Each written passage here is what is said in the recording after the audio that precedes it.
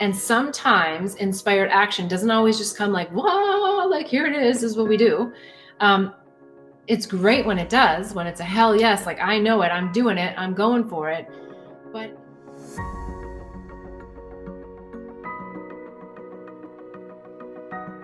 when do you shift the state from negative emotions, masculine doing, and when do you surrender to heal, feminine allowing? A bit of an interesting question, because a state from negative emotions, masculine doing, to me are not connected.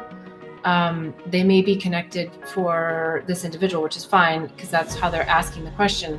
But being in negative emotion does not have to be in a masculine doing mode, but I think it kind of ties in even to the last question, that it's about the negative emotions are based on ideas, perhaps about what you think you should be doing, which is the masculine. So maybe that's where that's tied in for you.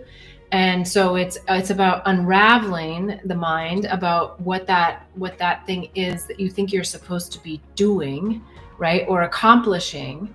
I think that's how that's tied in. And so that's just self-judgment, right? That's self-judgment of yourself and expectation of yourself that you're supposed to be doing something else, or doing something at all. And so the feminine and allowing is, as you're saying, the receiving. How do we know the balance? And I think it's quite simple, and yet we make it so complicated. We take the inspired action, and sometimes inspired action doesn't always just come like, whoa, like here it is what we do. It's great when it does, when it's a hell yes, like I know it, I'm doing it, I'm going for it. But it's also about really sitting with intention to say, what are my intentions for today?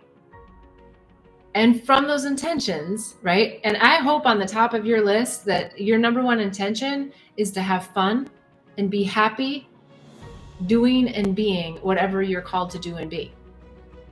And I don't know, like, I don't always put that on the top of my list because I want to get down to the list. I want to say, like, what am I going to get done and how am I going to feel good about it at the end of the day? So stop that. Yes, you're going to get things done and you're going to feel good at the end of the day, but you want to feel good all along the way, which is setting that first intention to be happy and to feel good and to enjoy even some of the most mundane tasks that are happening during the day. Some of the things at work that we don't really love to do, some things that aren't really our wheelhouse, just laughing our way through as best we can, maybe laughing under our breath because our colleagues will be like, what are you laughing at? And really finding a way to allow the things to come to us as we're doing, but we're doing inspired action.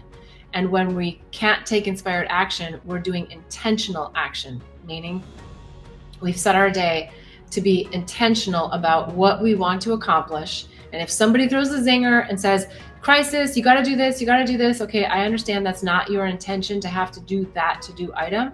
But as you're doing it, it's the energy that you have around it that you're actually wanting to just enjoy it, laugh about it, and let the energy around it flow through. So that's still receiving, that's still, you're giving and you're receiving, you're in that mode, you're really letting the circle happen where you're not judging yourself, the situation, and having a grumpy face about the doing part. It's a beautiful balance. Sometimes we just have to do, and sometimes we're just being, but we have a choice how we're going to feel through each one of those. And I would say choose to be happy.